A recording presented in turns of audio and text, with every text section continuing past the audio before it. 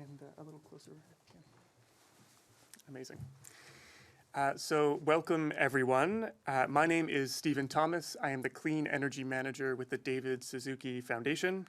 I'd like to begin by acknowledging the unceded, unsurrendered territory of the Anishinaabe Algonquin Nation, on whose territory this conversation is taking place, and whose presence on this land goes back to time immemorial. As a bit of housekeeping, I will briefly introduce today's topic before handing it over to each of my panelists to briefly introduce themselves and give a statement. The rest of the time of today's press conference will be spent on question and answer with media, both here in the room and over live stream. So I am so pleased to be here with you all today with these colleagues to speak with one voice in support of Canada's east-west electricity grid, one that is based on renewables, one that upholds inherent Indigenous rights and the rights of workers in this country. Tomorrow, we will be joined by about 30 of our colleagues across 17 allied organizations to meet with members of Parliament to speak this support. The coalition that we're with this week is wide-ranging, including labor unions, Indigenous clean energy leaders, doctors, faith groups, climate organizations, electrical workers, and municipal councillors. These folks are coming from across Canada, and we are together for the first time to prioritize building renewable electricity here in Canada. The benefits of this generational project will be felt across the country, creating tens of thousands of good-paying jobs right here in Canada, improving energy security, and saving people money on their energy bills. Polling from just this month shows that the most people in Canada want to see these projects built. 77% of Canadians say that they support upgrading Canada's grid by building new electricity links between provinces and territories.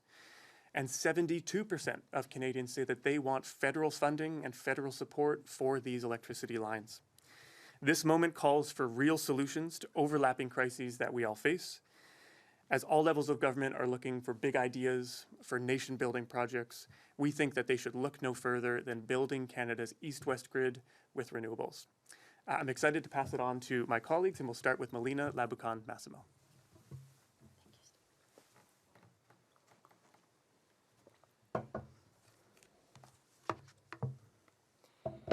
Thank you, Stephen. Tanse nia Melina nia nihiao kinaskum tanawao.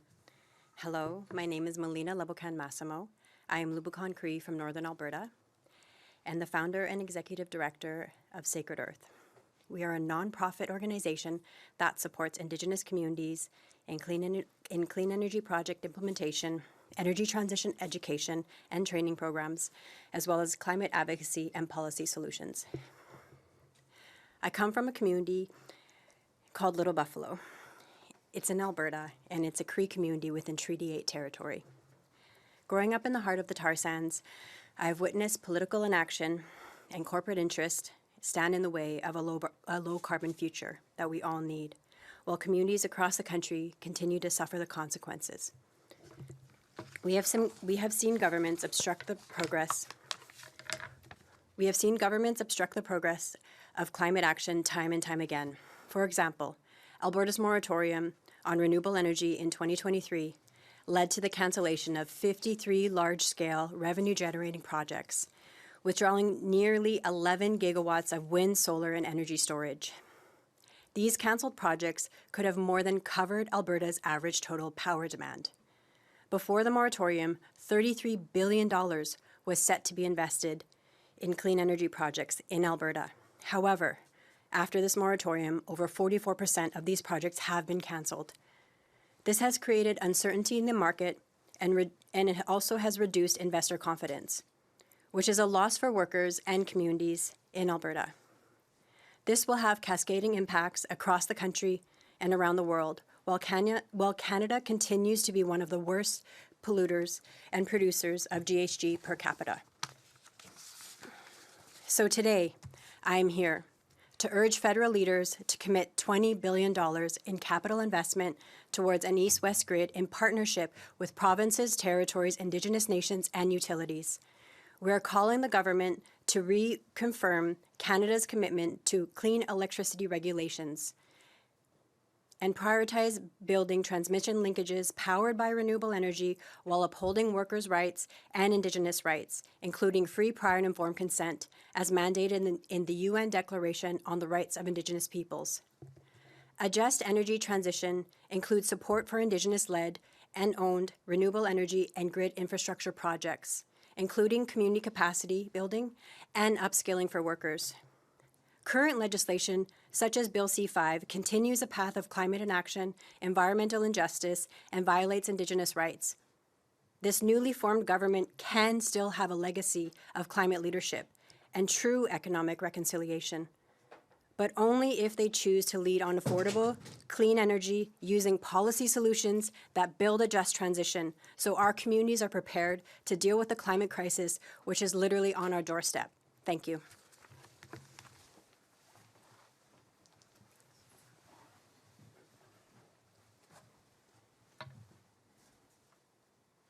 Hi, good morning. My name is Brandon Dyck, and I'm with the IBEW Canada. I'm our Renewables and Government Affairs Coordinator. For over a century, when Canada needed power, the members of the International Brotherhood of Electrical Workers answered the call. We're the ones who built the grid that powers our nation today. We're here to say that we are geared up and ready to build the grid of tomorrow. IBEW members across Canada have the skills, the experience, and the dedication to build out a truly national electric network. From the turbine or solar farm, all the way to the end user. We share a long and proud history of electrifying this country through both private and public endeavors with a highly skilled and diversified workforce that is second to none. This isn't just about infrastructure, it's about our future. A renewed focus on clean, affordable power, easily shared across provincial borders, and this is the key to our long-term energy security. It will provide reliable electricity for our homes and industries, and will create thousands of well-paying union and non-union jobs long-term. We need to make this vision a reality. We need genuine commitments from leadership. Governments across the country should support the initiative to expand renewables and transmission. This must be done in full partnership with First Nations, ensuring the benefits are shared and the projects are built with the respect and in the spirit of reconciliation. This is a nation-building opportunity. It's a chance to invest in our communities, create more opportunities beyond just fossil fuel extraction, and secure a cleaner, more prosperous Canada for generations to come. The IBEW Canada is ready to get to work. Thank you.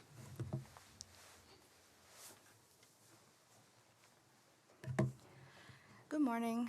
I'm Dr. Helen, and I'm here on behalf of the Canadian Association of Physicians for the Environment.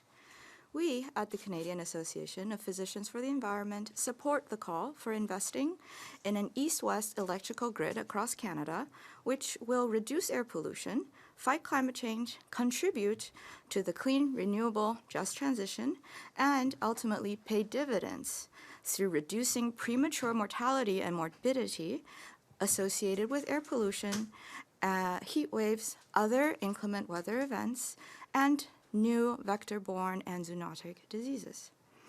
As a physician, when I think of the importance of clean air and climate change action, I think of the patients whose lives I've seen already touched. I think of the mother and young daughter with asthma anxiously weighing the joys of playing soccer outdoors in the summer with her friends versus the dangers of inhaling wildfire smoke and the dangers that extreme heat can pose to a young child. I think of the father who developed post-traumatic stress disorder and insomnia after an inclement weather event damaged his home and displaced his family.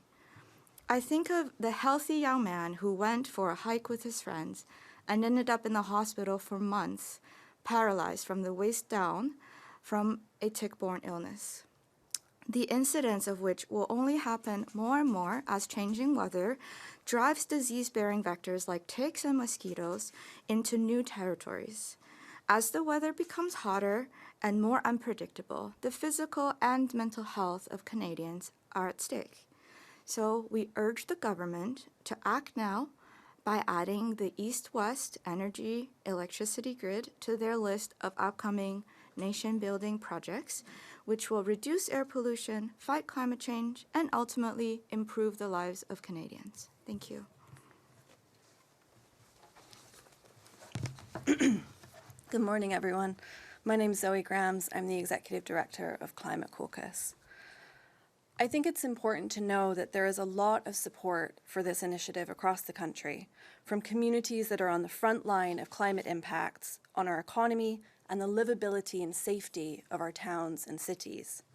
And to that end, more than 250 mayors and councillors have joined together to call on our federal government to meet the dual challenges of economic threats and climate impacts, to say not just elbows up, but elbows up for climate. These community leaders believe that an East-Northwest clean electricity grid is a powerful opportunity to build our energy sovereignty, our economic wealth, and to strengthen our communities. We need to double or even triple the total amount of electricity we generate to keep thriving, and a clean electricity grid would link up provincial grids, it would lay the foundation for new investments, and it would supercharge our steel, aluminium, and manufacturing industries. We agree that now is the time for nation building, and that means investing in projects that support our country in the short and the long term. It also means being honest about the challenges we're facing across the country. Wildfires, evacuations, floods, drought, air quality warnings. Climate change is already wrecking affordability, worsening human health, causing billions in damages, and threatening livelihoods. Nation-building projects must address both climate change and economic precarity because the two go hand in hand. And nation-building projects must protect our communities, the varied places that each of us call home, because far too many of us are facing the prospect of losing ours. Our federal government has an exceptional opportunity and a duty to build the future that we all need. And Elbows Up for Climate signatories want to send a clear message. We are here to build with you, because a nationwide clean electricity grid and other climate-smart infrastructure is crucial to the prosperity of all of our communities. Thank you. So thank you very much. We're happy to take questions now, either in the room or on the live stream. Hi, yeah, I've got a question. Natasha Bolowski with Canada's National Observer. So we've heard a lot of talk about, the need for an east-west electricity grid, but I'm wondering, that's a big task, so where does it make sense to start with building that out? Are there specific interties or regions that it's particularly critical to get it started now? Any sort of tangibles you can give us on that? Sure. Happy to take that one, or? Yeah, you can go for it. So what study after study after study has shown in Canada, by government studies, by expert studies, by a council of electricity advisors that the federal government has put together. Whenever we look at this problem, we see the same answer, and that is that when we build electricity connections between provinces, we save consumers money, we make the electricity system more reliable, and we're better able to integrate the lowest cost form of electricity in history, which is wind and solar. So to answer the question, these links are needed between every provincial and territorial border in Canada. My colleagues mentioned that the amount of electricity we're using is going to double or triple in the coming decades. So we're keen to start wherever provinces, First Nations, Indigenous nations, and utilities are excited to start. The reason why we're calling for the federal government to put money forward is because that's the reason why we're not seeing proponents come forward without that support. So $20 billion of federal support, we think, unlocks the private and provincial capital and the money that it takes to build these projects across Canada. Thank you. And a follow-up that I'd love to get a very brief response from all your organizations on. I'm just wondering what your conversations have been like with the federal government, if you've been successful in getting meetings and some FaceTime to discuss these issues, concerns. I'll pass it off to each, but that's what we're here for this week. That's what we're excited about with this coalition of more than 17 allied organizations. We've scheduled more than 35 meetings with MPs and senators this week here in Ottawa to talk exactly about this kind of support for an east-west grid. So the conversations so far are going good. What we need to see is action. What we need to see is that commitment for money, as well as a commitment to building this in the right way, in a way that upholds Indigenous rights and workers' rights too. But I'll pass it off to each of my colleagues. Maybe you can start. Sure. Thanks. So We've definitely been meeting with federal government. I have a couple colleagues here with me, including my boss, Vice President, International Vice President Shuchek, and meeting with government over which projects will be in the next tranche of announcements, along with what we need in order to meet the workforce demands coming up. We're meeting with provinces to ensure that we have the support that we need for training as well. Thanks. If you have something to add, please, but if no pressure. Just really quickly, been in touch with the previous government around this, and also was on the Indigenous Electrical Technical Working Group in Alberta during the previous government, as well as have kind of discussed with multiple departments around energy and policy, like the ECCC. But with this new government, it's yet to be seen how they'll interact with our constituencies and all of our representative organizations. So I think it's remained to be seen, and we'll see what happens this week, and hopefully it will have a good outcome. Thank you. Yeah, so the Canadian Association of Physicians for the Environment have been meeting with the federal government across multiple administrations, and with good results, and we look forward to collaborating with them on this very important issue in this new administration, because healthcare costs money, and health, unfortunately, has a very real economic impact, and so we have to always take that into consideration when we think about investing in renewables and a cleaner future, that it's not just that cost, it's the fact that it will save money. And we look forward to be able to make that case to them. Go ahead. And Elbows Up for Climate signatories, so mayors and councillors across the country have been meeting with the federal government, with many members of the federal government over the last few months, and we're looking forward to more of these conversations in the coming days.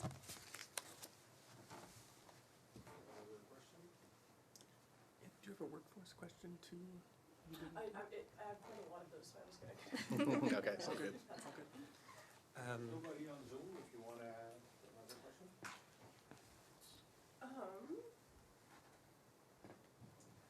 Sorry, just trying to see here. So the 20 billion that you mentioned, you want to see that commitment. Does that include contributions from provinces? Sort of what's the split there in order to get enough capital to make this happen?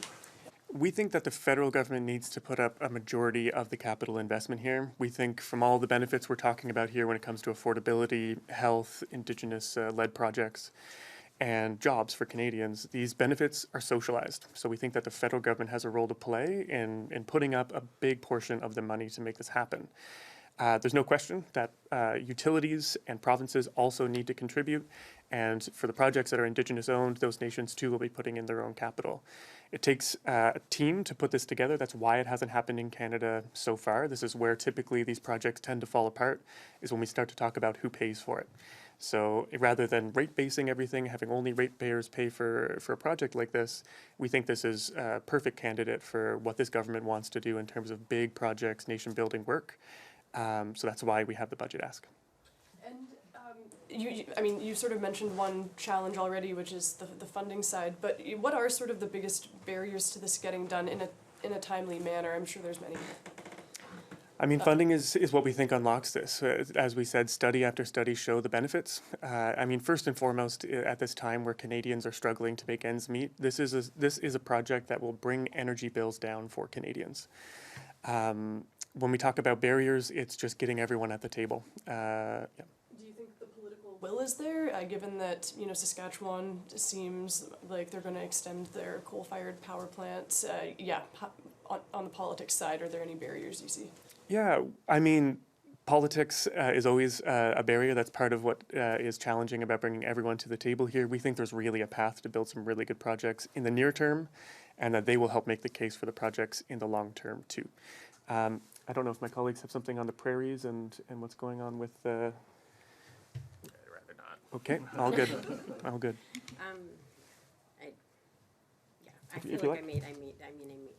I feel like again, it is always the political will, and we hope that with this new government that Alberta, where I'm from, is willing to come to the table to make those transmission linkages, and we really need to see that to actually make this East-West grid project successful. And I think it's just like everything that was named here is contingent on that. It's literally contingent on our ability to be resilient in the climate crisis and bring our GHG emissions down. So hopefully Alberta will come to the table as well, and in good faith.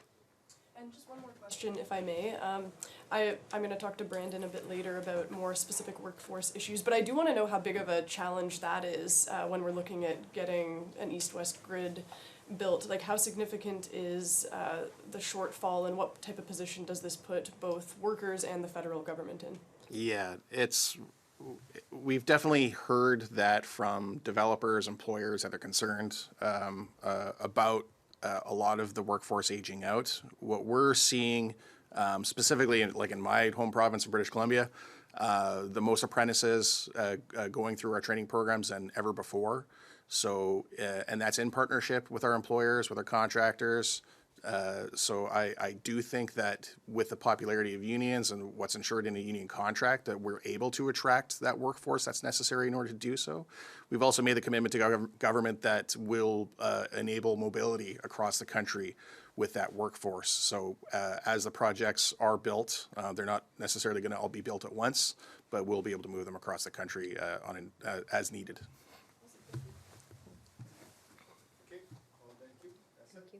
Thanks very much. Everyone. Should we get a quick photo of us? Sure. Okay. Thank you. There. Do you want to try to